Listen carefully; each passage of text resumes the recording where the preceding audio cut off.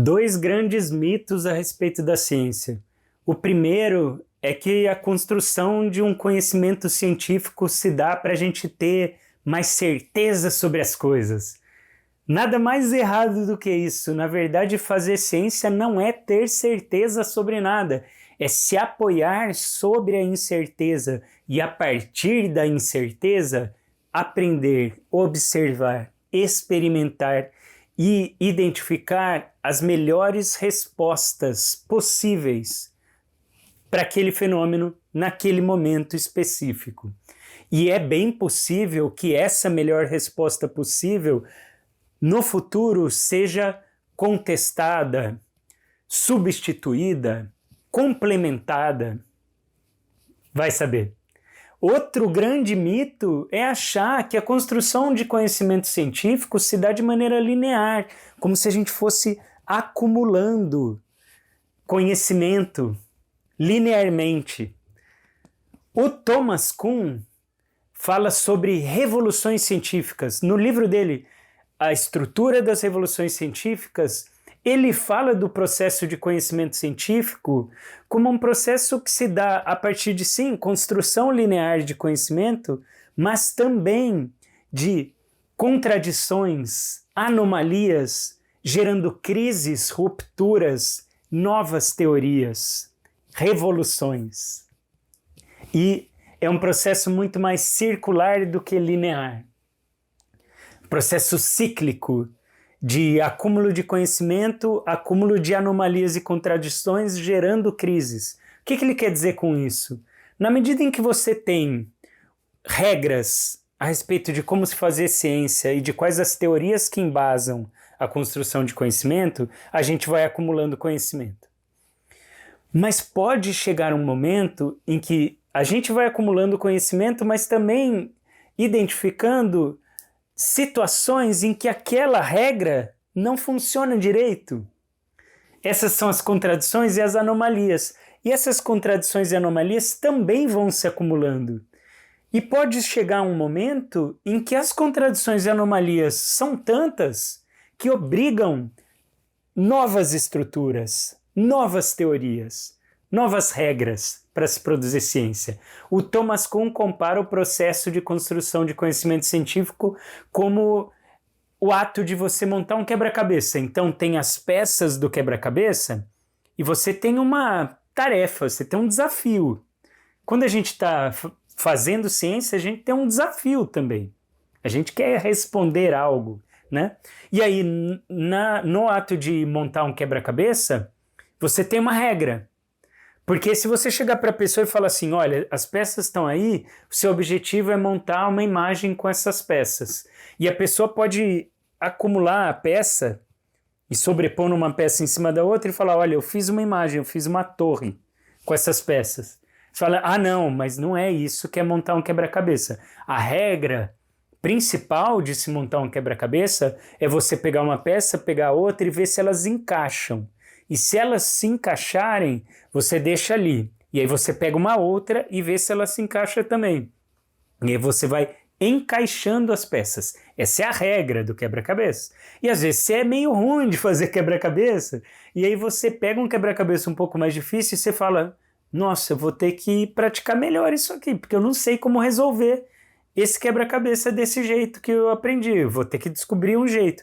E aí você pode ficar melhor em montar quebra-cabeças. Do mesmo jeito, você pode ficar melhor em responder os desafios a partir das regras que você aprendeu de como é praticar ciência. Que é esse processo de as regras são essas, vamos acumulando conhecimento por aqui. Só que às vezes as contradições e anomalias com as quais você vai se deparando são tantas que te obrigam a falar, eu preciso mudar a regra aqui, eu preciso descobrir novas regras. E aí, esse é um processo em que a pessoa entra em crise. Na prática clínica, isso pode acontecer também. A gente aprende, profissionais de saúde aprendem a aplicar conhecimento na prática clínica.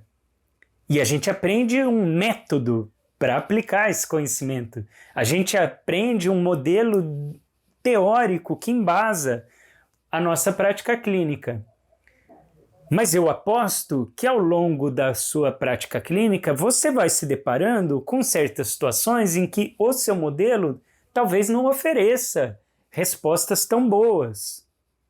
Isso vai gerando um certo desconforto, porque é o contato com as contradições dos nossos modelos, as anomalias. E o que acontece se a gente identificar que o nosso modelo não está sendo bom o suficiente? Crise. Como a gente lida com a crise? Essa é a parte mais importante desse nosso vídeo. As pessoas lidam de maneiras diferentes com as crises. Pessoas lidam de maneiras diferentes com como a gente encara as anomalias, as contradições de um sistema. Tem um experimento que eu acho maravilhoso e que exemplifica isso. Esse experimento foi feito com cartas de baralho. E o experimento era assim: os experimentadores apresentavam cartas de baralho e pediam para as pessoas falarem qual era essa carta. Só que eles mostravam bem rápido, o que era um trabalho meio difícil já para os sujeitos.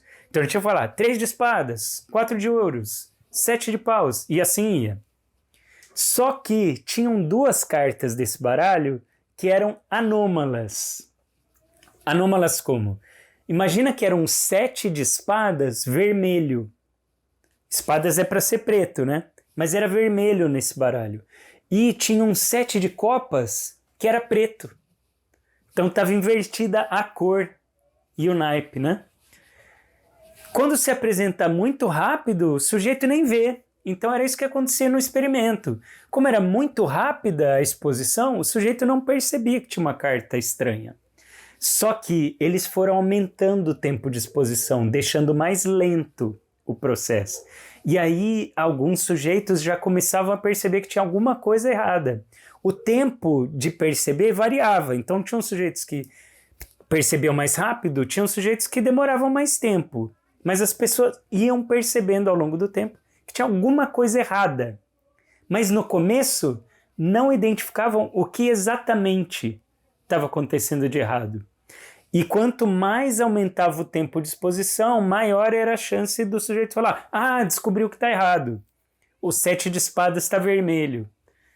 Esse era um processo. Então, percebem isso? Alguma coisa estranha, tem alguma coisa que não está indo bem, uma contradição. Não sei direito o que é. Imagina você na sua prática clínica. Alguma coisa não funcionou bem, mas não sei direito o que é. E aí chega um momento que você identifica. Há uma porcentagem pequena dos sujeitos, mas significativa, que curiosamente não conseguia identificar qual era o problema. E aí essas pessoas entraram num colapso, numa pane, assim. Chegou um momento, algumas dessas pessoas falaram: eu nem sei mais o que eu estou vendo, eu nem sei mais qual carta é essa. Porque não conseguia identificar o problema, mas sabia que tinha alguma coisa estranha.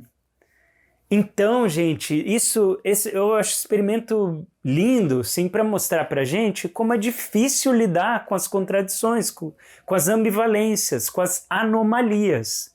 Mas se a gente encara e a gente percebe as contradições e anomalias, a gente pode, inclusive, entrar em uma certa crise que envolve reconhecer que o nosso sistema, o nosso modelo não está funcionando, e aí, a partir dessa crise, buscar novas respostas que sejam melhores, mais efetivas para a gente.